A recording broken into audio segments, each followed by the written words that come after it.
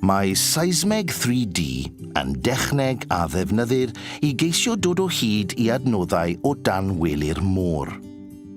Mae Tiago'n rhedeg labordy ymchwil allweddol ar ddaeareg ac ymchwil petroliwm a'r ffiniau cyfandirol.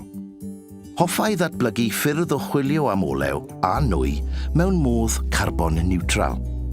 Mae agweddau rhyngwladol yn bwysig iawn i Tiago, gan fod mwyafrif o'i fyfyrwyr yn rhai rhyngwladol, a rhan fwyaf o'i waith yn cael ei wneud dramor. Mae cysylltu â chwmnïau, academyddion a sefydliadau tramor yn rhan bwysig iawn o waith Tiago. Mae hyn yn dod â myfyrwyr a phrosiectau i Gaerdydd ac yn gyfle i rannu gwybodaeth. Mae Tiago'n cydweithio â chydweithwyr o Brydain, Canada, Tsieina, Japan ac Awstralia. Felly, mae ei waith yn gwbl rhyngwladol.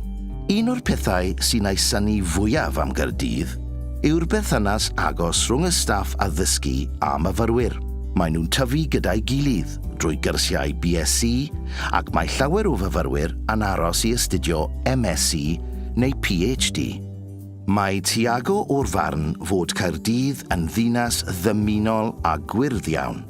Mae'n fach, heb fod yn rhy fach. Mae'n ddefnyddiol bod tua 2 awr o faes awyr Heathrow, ac mae hyn hefyd yn gwneud Caerdydd yn lle cosmopolitan iawn.